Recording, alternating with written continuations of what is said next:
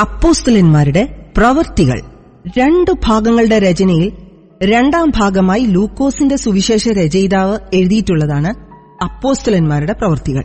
യേശു ആരോഹണം ചെയ്ത നാൾ വരെ അവൻ ചെയ്തും ഉപദേശിച്ചും തുടങ്ങിയ സകലത്തെയും കുറിച്ച് ആയിരുന്നുവല്ലോ സുവിശേഷത്തിൽ പ്രതിപാദിച്ചത്.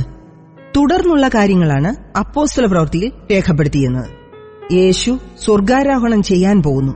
എന്നാൽ അതിനു മുമ്പ് ശിഷ്യന്മാരോട് ഇപ്രകാരം പറയുന്നു: നിങ്ങൾ യെരുശലേമിലും യഹൂദിയയിലെല്ലായിടത്തും ശമരിയയിലും ഭൂമിയുടെ അറ്റത്തോളവും എന്റെ സാക്ഷികളാകും.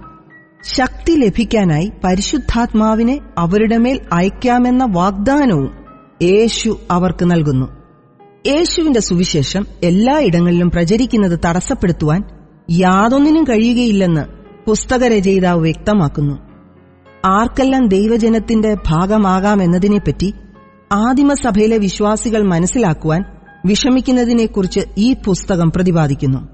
യേശുവിന്റെ ആദ്യ ശിഷ്യന്മാർ യഹൂദന്മാരായിരുന്നതിനാൽ യേശുവിന്റെ ദൂത് യഹൂദന്മാർക്കു വേണ്ടി മാത്രമുള്ളതായിരിക്കണമെന്ന് അവർ സ്വാഭാവികമായി കരുതി.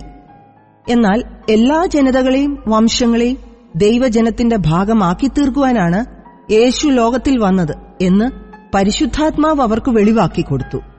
അപ്പോസ്തലപ്രവൃത്തികൾ 15 യെരുശലേമിൽ നടന്ന പ്രധാനപ്പെട്ട കൌൺസിലിൽ ആദിമസഭയുടെ നേതാക്കന്മാർ യഹൂദന്മാരോടും യഹൂദേതരരോടും യേശുവിന്റെ സുവിശേഷം പ്രഘോഷിക്കുന്നതിനായി പരിശുദ്ധാത്മാവ് അവരെ നയിക്കുന്നു എന്ന യാഥാർത്ഥ്യം അംഗീകരിച്ചു. യേശുവിന്റെ കാലത്തെ ചരിത്രകാരന്മാരും പ്രസംഗകരും അവലംബിച്ചിരിക്കുന്ന രചനാരീതിയാണ് ലൂക്കോസിന്റെ സുവിശേഷത്തിന്റെയും അപ്പോസ്തല പ്രവൃത്തികളുടെയും എഴുത്തുകാരൻ ഉപയോഗിക്കുന്നത്. അപ്പോസ്തലന്മാർ സന്ദർശിച്ച സ്ഥലങ്ങളെയും അവിടെയുള്ള ജനങ്ങളെയും കുറിച്ച് വിശദവിവരങ്ങളും യേശുവിന്റെ നാമത്തിൽ അപ്പോസ്തലന്മാർ പ്രവർത്തിച്ച അത്ഭുതങ്ങളും സുവിശേഷ പ്രഘോഷണവും എല്ലാം രചയിതാവിന് അറിവുണ്ടായിരുന്നു. യേശുവിന്റെ പ്രസ്ഥാനം തകർക്കുന്നതിനായി ഉദ്യമിച്ച യഹൂദ മതത്തോട് കൂറുപുലർത്തിയിരുന്ന ശൗൽ പൌലോസ് എന്ന വ്യക്തിയെക്കുറിച്ചും ഈ പുസ്തകം പ്രതിപാദിക്കുന്നു.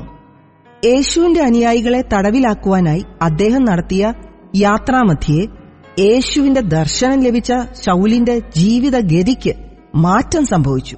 ശൗൽ യേശുവിന്റെ ശിഷ്യനായും മഹാനായ സുവിശേഷ പ്രഘോഷകനായും തീരുകയും ചെയ്തു. അപ്പോസ്തല പ്രവൃത്തികളുടെ 2ാം പകുതി മിക്കവാറും പൌലോസിന്റെ പ്രഭാഷണങ്ങളും അനുഭവങ്ങളും ഉൾക്കൊള്ളുന്നു. അതിൽ മധ്യധരണിയാഴിയുടെ കിഴക്കും വടക്കുമായുള്ള പ്രദേശങ്ങളിലെമ്പാടുമുള്ള പൌലോസിന്റെ യാത്രകളും അടങ്ങിയിരിക്കുന്നു. അക്കാലത്തെ ഏറ്റവും പ്രധാനപ്പെട്ട പട്ടണമായിരുന്ന റോമിൽ വരെ പൌലോസ് യേശുവിന്റെ സുവിശേഷം എത്തിച്ചു. അപ്പോസ്തലന്മാരുടെ പ്രവൃത്തികൾ 1-ാം അധ്യായം. തെയോഫിലോസേ, ഞാൻ എഴുതിയ 1-ാമത്തെ ചരിത്രം യേശു തിരഞ്ഞെടുത്ത അപ്പോസ്തലന്മാർക്ക് പരിശുദ്ധാത്മാവിനാൽ കൽപ്പന കൊടുത്തിട്ട് ആരോഹണം ചെയ്ത നാൾ വരെ അവൻ ചെയ്തും ഉപദേശിച്ചും തുടങ്ങിയ സകലത്തെയും കുറിച്ചായിരുന്നുവല്ലോ. അവൻ കഷ്ടമനുഭവിച്ച ശേഷം 40 നാളോളം അവർക്ക് പ്രത്യക്ഷനായി ദൈവരാജ്യം സംബന്ധിച്ച കാര്യങ്ങൾ പറഞ്ഞുകൊണ്ട് താൻ ജീവിച്ചിരിക്കുന്നു എന്ന് അനേകം ദൃഷ്ടാന്തങ്ങളാൽ അവർക്ക് കാണിച്ചുകൊടുത്തു. അങ്ങനെ അവൻ അവരുമായി കൂടിയിരിക്കുമ്പോൾ അവരോട്, നിങ്ങൾ യെരുശലേമിൽ നിന്ന് വാങ്ങിപ്പോകാതെ എന്നോട് കേട്ട പിതാവിന്റെ വാഗ്ദത്തത്തിനായി കാത്തിരിക്കണം. യോഹന്നാൻ വെള്ളം കൊണ്ട് സ്നാനം കഴിപ്പിച്ചു. നിങ്ങൾക്കോ ഇനി ഏറെ നാൾ കഴിയും മുമ്പേ പരിശുദ്ധാത്മാവ് കൊണ്ട് സ്നാനം ലഭിക്കും എന്ന് കൽപ്പിച്ചു. ഒരുമിച്ച് കൂടിയിരുന്നപ്പോൾ അവർ അവനോട്, കർത്താവേ, നീ ഇസ്രായേലിന് ഈ കാലത്തിലോ രാജ്യം യഥാസ്ഥാനത്താക്കി കൊടുക്കുന്നത് എന്ന് ചോദിച്ചു. അവൻ അവരോട്, പിതാവ് തന്റെ സ്വന്തം അധികാരത്തിൽ വെച്ചിട്ടുള്ള കാലങ്ങളെയോ സമയങ്ങളെയോ അറിയുന്നത് നിങ്ങൾക്കുള്ളതല്ല.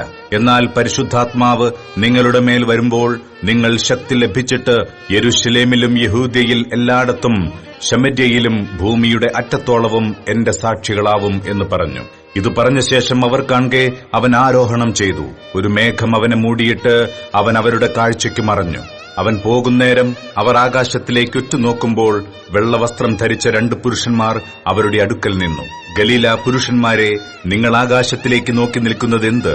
നിങ്ങളെ വിട്ട് സ്വർഗാരോഹണം ചെയ്ത ഈ യേശുവിനെ സ്വർഗത്തിലേക്ക് പോകുന്നവനായി നിങ്ങൾ കണ്ടതുപോലെ തന്നെ അവൻ വീണ്ടും വരുമെന്ന് പറഞ്ഞു. അവർ യെരൂശലേമിന് സമീപത്ത് ഒരു ശബ്ബത്ത് ദിവസത്തെ വഴി ദൂരമുള്ള ഒലിവ് മല വിട്ട് യെരൂശലേമിലേക്ക് മടങ്ങിപ്പോന്നു. അവിടെ എത്തിയപ്പോൾ അവർ പാർത്ത മാളിക മുറിയിൽ കയറിപ്പോയി. പത്രോസ്, യോഹന്നാൻ, യാക്കോബ്, അന്ത്രയാസ്, ഫിലിപ്പോസ്, തോമസ്, ബർത്തലോമായി, മത്തായി, അൽഫായുടെ മകനായ യാക്കോബ്, എരിവുകാരനായ ശിമോൻ, യാക്കോബിന്റെ മകനായ യൂദ, ഇവരെല്ലാവരും സ്ത്രീകളോടും യേശുവിന്റെ അമ്മയായ മറിയയോടും അവന്റെ സഹോദരന്മാരോടും കൂടെ ഒരുമനപ്പെട്ട് പ്രാർത്ഥന കഴിച്ചു പോന്നു.